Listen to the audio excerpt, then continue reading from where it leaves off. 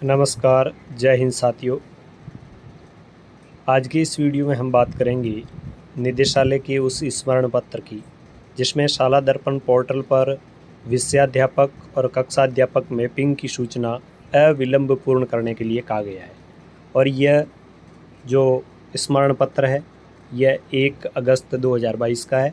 इसमें कहा यह है कि उपयुक्त विषय के अंतर्गत लेख है कि 13/7/2022 को एक निदेशालय से लेटर निकला था। उसमें कहा गया था कि कक्षावार विषय अध्यापक की सूचनाएं शाला दर्पण पर अपडेट करनी है और उसके लिए 2 मॉड्यूल है, सब्जेक्ट टीचर मैपिंग मॉड्यूल और क्लास टीचर मैपिंग मॉड्यूल। तो इसमें लेटर में भी स्पष्ट रूप से बताया है ये कि इनको कैसे अपडेट करना है। जैसे आप यहाँ पे देख रहे हैं कि सब्जेक्ट टीचर मैपिंग के लिए क्या करना है, सबसे पहले रिजल्ट में जाना है, रिजल्ट एंट्री पे क्लिक करना है और सब्जेक्ट टीचर मैपिंग करनी है। इसके बाद कहा था कि इसी प्रकार क्लास टीचर मैपिंग है, उसके लिए सबसे पहले टीचर मॉड्यूल में जाना है और फिर क्लास टीचर मैपिंग करनी है। तो ये यूँ तो काम देखने के लिए ईजी लगता है, लेकिन इसको हम प्रैक्टिकल करके भी देख लेते हैं ताकि सही ढंग से आपके समझ में आ। पहले गूगल या क्रोम में जाना होगा और वहाँ पे टाइप करना होगा शाला दर्पण। शाला दर्पण टाइप करने के बाद आप शाला दर्पण पे क्लिक कर दें। फिर शाला दर्पण की जो वेबसाइट होगी उस पर आपको क्लिक करना होगा। जैसे ही उस पर क्लिक करते हैं आप तो आपके सामने इस प्रकार का शाला दर्पण का होम पेज खुलता है। तो आपकी राइट साइड में जो लॉगिन का बटन है वहाँ पे आपको क्लिक करना है। तो यहाँ क्लिक करने के बाद जैसे पहले से लॉगिन है तो ये लॉग आउट मांग रहा है, तो मैंने लॉग आउट कर दिया। अब ये लॉगिन के लिए कहेगा तो यहाँ आपको अपने विद्यालय की आईडी और पासवर्ड डालने। जैसे मैंने आईडी और पासवर्ड डाल दिए। अब आपको यहाँ पे लगाने हैं कैप्चा। तो कैप्चा जैसे मैं लगा रहा हूँ इस प्रकार आप भी जो कैप्चा है उसको भर दें और कैप्चा भरने के बाद आप गो के बटन यानी लॉगिन के बटन पर क्लिक कर दें। जैसे ही आप लॉगिन के बटन पर क्लिक करेंगे तो आपके सामने इस प्रकार जो आपकी विद्यालय का जो आईडी है वो खुलकर प्रदर्शित होगी। तो इसमें सबसे पहले आपको क्या करना था, सब्जेक्ट टीचर मैपिंग और कक्षाध्यापक मैपिंग। तो सबसे पहले हम परिणाम सेक्शन में जाते हैं। जैसे ही हम परिणाम सेक्शन में जाते हैं तो आपके सामने इस प्रकार की जो मॉड्यूल है वो दिखाई देते हैं। तो आपको परिणाम परीक्षा परिणाम प्रविष्टियाँ यहाँ इस पर क्लिक करना है।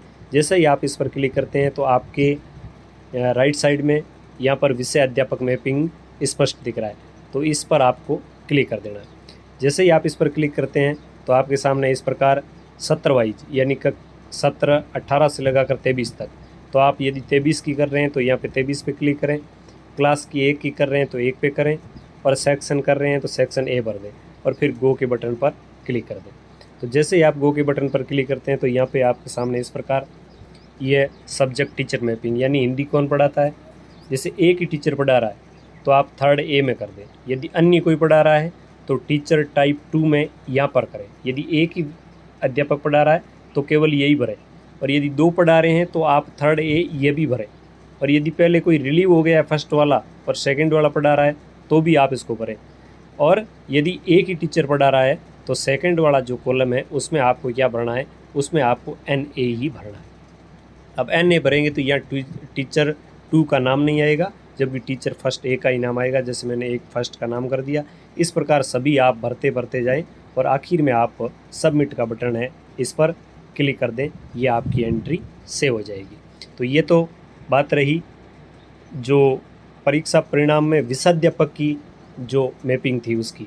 अब अपन बात करते हैं कि क्लास टीचर की मैपिंग कैसे होगी। तो वो होगी आपके कार्मिक सेक्शन में, यानी टीचर सेक्शन में जाने के बाद यदि आप देखेंगे तो आपके राइट साइड में ही कक्षाध्यापक मैपिंग का ऑप्शन है, इस पर आपको क्लिक करना होगा। तो यहाँ जैसे ही आप क्लिक करते हैं तो आपके सामने इस प्रकार क्लासें हैं वो प्रदर्शित होती है। जैसे ये कक्षा 1 से लगाकर ये जो सीरियल नंबर है क्लास के ये, और ये क्लास टीचर के नेम है। तो यहाँ पर जिस प्रकार हो रही है तो इनको भी आप अलग अलग कर सकते हैं। यदि मैं कक्षा 1 का चेंज करना चाहूँ तो यहाँ से चेंज कर सकता हूँ। यदि मैं कक्षा 12th है इसका चेंज करना चाहूँ तो यहाँ से चेंज कर सकता हूँ। और चेंज करने के बाद जो ये सेव का बटन है इस पर मैं क्लिक कर दूँगा। तो साथियों ये ऑर्डर 1/8 का है और इसमें अविलंब शाला दर्पण को अद्यतन करने के लिए निदेशालय की ओर से निर्देशित किया गया है। तो मैं ये मान सकता हूँ कि इस वीडियो को देखने के बाद आप ज़रूर ये दोनों मॉड्यूल है वो बिना किसी समस्या के पूर्ण कर लेंगे। तो इसी प्रकार की वीडियो देखते रहने के लिए हमारे साथ बने रहिए और अधिक से अधिक सपोर्ट कीजिए। चैनल को लाइक, शेयर और सब्सक्राइब ज़रूर कीजिए। धन्यवाद।